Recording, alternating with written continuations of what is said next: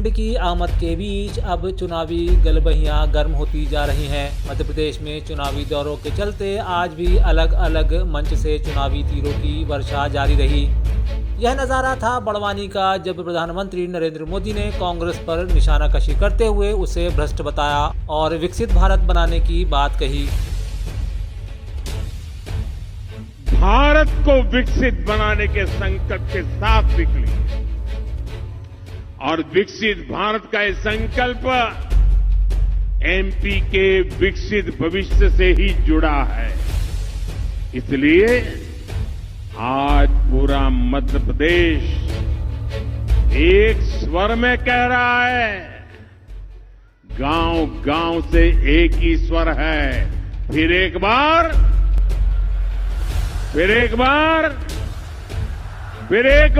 भाजपा सरकार, फिर एक बार।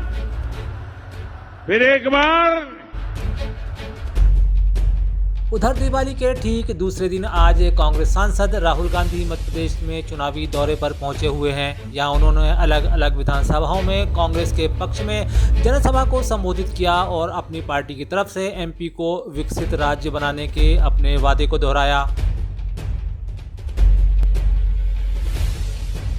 आप मोबाइल फोन के पीछे देखो, शर्ट के पीछे देखो, जूते के नीचे देखो, मेड इन चाइना देखेगा। हम सही बात ना? आपने कभी किसी कैमरा के पीछे, शर्ट के पीछे मेड इन मध्य प्रदेश देखा है? नहीं देखा। ये हम करना चाहते हैं। मैं चाहता हूं हमारी सरकार आने के बाद यहां जो लाखों करोड़ों युवा है वो बेरोजगार ना रहे, वो फैक्ट्रियों में काम करें और ऐसा एक दिन आए जब चाइना में कोई युवा हो, वो अपना मोबाइल फोन निकाले, उसके पीछे देखे, उसके पीछे लिखा हो मेड इन मध्य प्रदेश, और वो कहे यार ये मध्य प्रदेश कहां है, मैं जाके देखना चाहता हूं। ये कौन सी जगह है जिसने हमारी सारी की सारी नौकरियां ले ली और मेड इन चाइना को मेड इन मध्य प्रदेश बना दिया। ये हमारा सपना है। अरे ओ भाई आपका अभिनंदन स्वागत करते हैं। ओ भाई आदरणीय राहुल गांधी जी, मोबाइल के लोग आपसे 2,000 प्रेम करते हैं और आपके लिए प्रचार कर रहे हैं। आपके साथ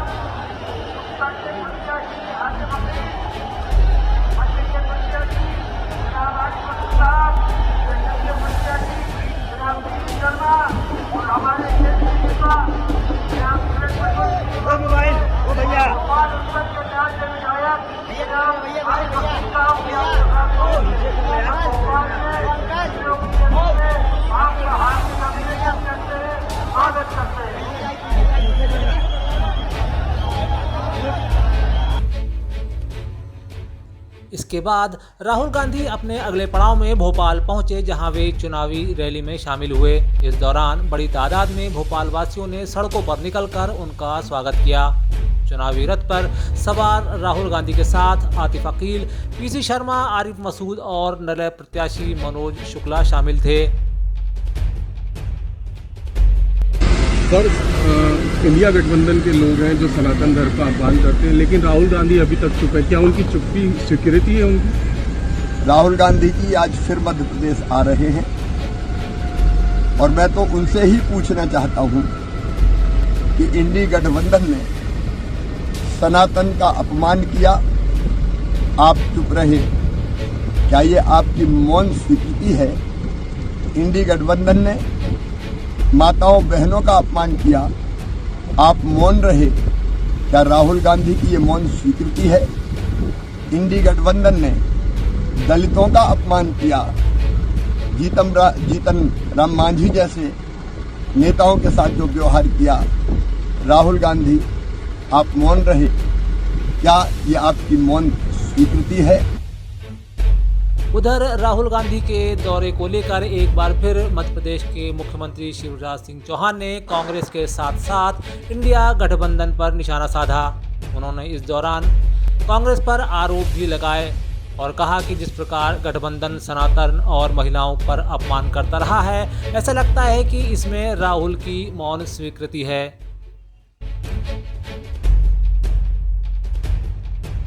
उधर प्रदेश के बड़े मतदाता संख्या यानी आदिवासी समाज को लेकर भी नेताओं में गहन सक्रियता देखी जा रही है। इस बार निर्दलीय और पार्टी समर्थित प्रत्याशियों के बीच कड़ी टक्कर और निर्णायक प्रतिस्पर्धा भी देखने को मिल रही है। इसी कड़ी में भाजपा के पूर्व नेता माधव सिंह डावर ने बड़ी जनसभा को संबोधित करते हुए अपने पक्ष में न सिर्फ वोट मांगा बल्कि क्षेत्र के विकास के लिए अपनी प्राथमिकताओं को भी गिनाया। इस दौरान वे भाजपा नेताओं पर भी निशाना साधने से नहीं चूके। 17 तारीख को चुनाव है, 17 तारीख को चुनाव है और ये चुनाव 5 साल का है। ये चुनाव हमारे विकास की दिशा और दशा बताने वाला चुनाव है। मित्रों, दिल्ली में बैठा राजा ज्योतिराज सिंधिया ने मेरा टिकट कटवा दिया और सुलोचना के बेटे विशाल रावत को टिकट दिया। मैं खुले मंच से कहना चाहता हूं कि विधायक का कर्तव्य होता है कि मुख्यमंत्री ने जो घोषणाएं की है उसको पूरा करवाए, लेकिन उन्होंने एक भी पत्र नहीं लिखा। 2 साल का मौका दिया लेकिन ग्रिड की कोई सुखसुवाहट नहीं, ग्रिड नहीं। हमारे किसान लोग परेशान है, बार बार आते हैं कि लाइट चिमनी जैसी जलती है, लाइट चिमनी जैसी जलती है, हमारी मोटर नहीं उठती है। हम सब किसान हैं, हम कैसे कपास पकाएं, कैसे हम गेहूं पकाएं, कैसे हम सब्जी पकाएं। ये बात बार बार आती है और बार बार यहाँ के सरपंच साहब आते हैं और कहते हैं कि 24 घंटे वाले से जोड़ दो। मैं सिर्फ इसलिए खड़ा हुआ हूँ कि हमारे क्षेत्र की जनता का विकास करना है। हमारे किसान भाइयों को क्या चाहिए? लाइट चाहिए, सड़क चाहिए और पानी चाहिए। उधर अलीराजपुर प्रत्याशी मुकेश पटेल ने भी मतदाताओं पर भरोसा जताते हुए अपनी प्राथमिकताओं को गिनाया है। उन्होंने इस दौरान कहा कि पार्टी के उम्मीदों पर वे खरा उतरने का पूरा प्रयास करेंगे। साथ ही उन्होंने क्षेत्र में मेडिकल कॉलेज और पलायन पर ध्यान देने की बात कही है। सबसे पहले तो पार्टी को बहुत बहुत आभार व्यक्त करता हूँ कि मुझे फिर से टिकट दिया और हम जो चुनाव लड़ रहे हैं और लड़ेंगे वो सबसे पहले शिक्षा, स्वास्थ्य और बेरोजगारी, पलायन, इन मुद्दों पर हम लड़ेंगे। और हमारी सरकार बनती है तो सबसे पहले हम जो मेडिकल कॉलेज, कृषि महाविद्यालय, इस पे हम सबसे ज़्यादा फोकस करेंगे। बिल्कुल स्वास्थ्य के लिए भी, क्योंकि स्वास्थ्य की जो पूरे क्षेत्र में हालत है वो बहुत ही ख़राब है। हम सबसे पहले शिक्षा, स्वास्थ्य पे सबसे ज़्यादा ध्यान देंगे हम। जबकि भाजपा प्रत्याशी विशाल रावत ने भाजपा द्वारा लाडली बहना योजना के अंतर्गत दिए जा रहे लाभ और भय का माहौल खत्म होने की बात कही है। इस दौरान जोबट से भाजपा प्रत्याशी ने राष्ट्रीय चैनल के संवाददाता से बात करते हुए अन्य विषयों पर चर्चा की। इस वक्त हमारे साथ मौजूद है विशाल रावत जी, जो अभी भाजपा से प्रत्याशी हैं। हम आपसे ये पूछना चाहते हैं कि जो अभी लाडली बहना का योजना का लाभ मिल रहा है, ये जनता के लिए मतलब आपके लिए खुशहाली की बात तो होगी। ये वरदान है, ये भारतीय जनता पार्टी को हमारी बहनों के खाते में जो डायरेक्ट पैसा जा रहा है लाडली बहना की योजना के माध्यम से हर व्यक्ति सक्षम बनने जा रहा है। यहाँ से आप जनसंपर्क के लिए जा रहे हैं तो मतलब आपके लिए जो मिल रहा है तो मतलब कैसा मिल रहा है आपके लिए ये समर्थन? भारतीय जनता पार्टी का को तो पूरा समर्थन है, आपको दिख रहा है उसको सामने आपको। यहाँ पर हमें अभी आ रहे हैं तो यहाँ से बहुत ही दुर्घटना है, पर मतलब यहाँ से अब कम हो चुकी हैं, तो मतलब इसमें आप क्या कहना चाहते हैं? विकास है और शिक्षा का स्तर में बढ़ोतरी हुई, इसकी वजह से लोगों में समझदारी आई, इसीलिए यहाँ पे जो भय का माहौल था वो खत्म हुआ है। यहाँ पर हमारे लिए बहुत ही विकास देखने के लिए मिल रहा है। मतलब भाजपा सरकार आई है तो मतलब इससे पहले भी आए थे तो नहीं था विकास, आप थोड़ा देखो। अब यहाँ पे आप लोग देखो, ये डबल लेन रोड देखेंगे आप, जहाँ पे भी निकलेंगे आपको विकास तो दिखेगा ही दिखेगा। चाहे बिल्डिंग का इंफ्रास्ट्रक्चर की हम लोग बात करें, डेवलपमेंट की बात करें, रोडों की बात करें, सुधार हुआ है। ये भारतीय जनता पार्टी का काम है। जैसे आपकी जीत होती है तो भ्रष्टाचार एवं लूटपाट का जो माहौल है उस पर लगाम लगेगी कि जनता को राहत? पहली बात तो भ्रष्टाचार कहाँ है? हर व्यक्ति के खाते में सीधा पैसा जा रहा है, उसमें भ्रष्टाचार का तो कोई बात ही नहीं बची है। हर योजना का सीधा फायदा मिल रहा है। इस समय हमारे साथ मौजूद थे विशाल रावत जी।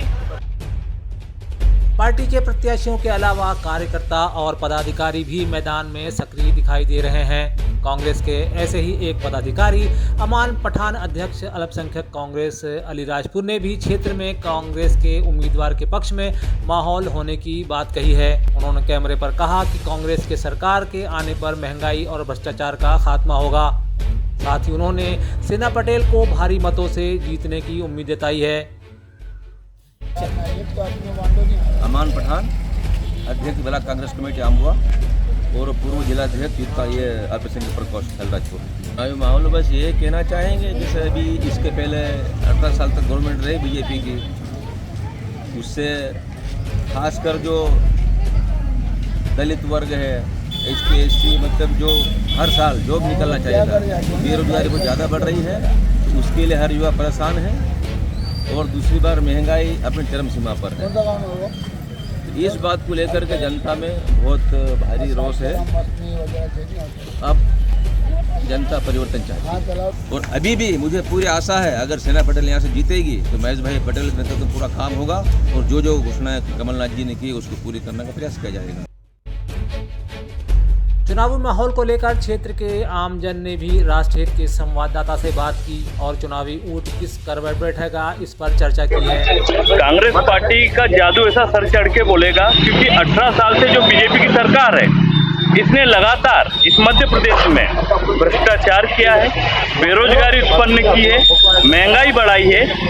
तो ऐसी सरकार को अब ये टाइम आ गया है इसका खत्म होने का। 17 नवंबर को हर मतदाता कांग्रेस के पक्ष में अपना मत देगा और यहाँ पे कांग्रेस की सरकार बनाएगा। कांग्रेस एक सोची समझी, वहाँ पे इसमें पढ़े लिखे लोग हैं और अच्छे लोग हैं, तो ये इस राजस्व का सही उपयोग करके आम जनता का कर्जा कम करेंगे। सेना महेश पटेल जो उनके पत्तियां भूतपूर्व जिला अध्यक्ष, उनका वर्क इतना अच्छा है कि कांग्रेस अगर 18 साल से यहाँ पे जीवित है महेश पटेल की मेहरबानी से, और महेश पटेल जी ने इतना अच्छा काम करा है कि महेश पटेल के नाम से ही कांग्रेस यहाँ पे जीतेगी। क्या काम किया भैया महेश पटेल? महेश भाई ने बहुत से काम करा है। अभी जैसे काम करे हैं, जैसे जो सड़क वगैरह का जो रोड वगैरह नहीं थे वो जैसे भैया ने बताया कि शराब बट रही है, शराब पी रहे हैं लोग मस्त, तो शराब तो नहीं बटवा दी? नहीं, शराब वगैरह कुछ नहीं बटे। जैसे जिनका काम जैसे रोड वगैरह, यहाँ गाँव में सब लोग शराब क्यों पी रहे हैं दीपावली पे? तो इसका आंसर मैं देता हूँ। ये जो शराब नहीं, ये क्योंकि गाँव के वो लग रहा है आप क्षेत्र में, उसमें गाँव में शराब का चुनाव का टाइम है, क्योंकि और चुनाव के टाइम में नहीं सभी प्रत्याशी मिलकर शराब ही बांट रहे हैं। नहीं ऐसा कुछ भी नहीं हो रहा ना ऐसा। देखिए शराब के लिए तो बीजेपी सरकार लेके आई। ये गुजरात चूंकि बॉर्डर पड़ता है आपका, यहाँ शराब बैन है। ऐसा तो नहीं, वहाँ जो पलायन कर गए मजदूर है वो आते हैं और अपने एंजॉय करते हैं चुनाव। सर ये दाढ़ की जो जाती है वो पीते हैं, शराब नहीं है, साड़ी वगैरह। भैया क्या चाहते हैं क्षेत्र में होना क्या चाहिए? इस क्षेत्र में कांग्रेस लाना चाहते हैं और अच्छा काम कांग्रेस करेगी।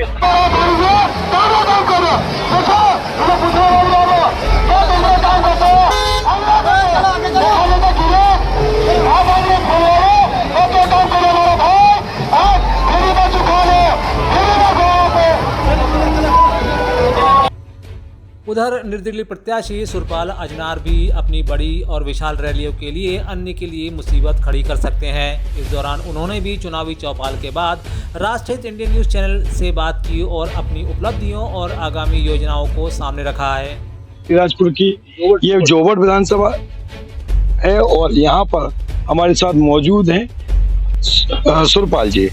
आप अभी निर्दलीय आपने ताल ठोक दी है, कैसा कुछ जनसंपर्क में मिल रही है? तो आप बहुत पहले से तैयारी कर रहे हैं। वहीं उनके समर्थकों ने भी सुरपाल के पक्ष में माहौल कैसा है इस पर अपनी राय दी है।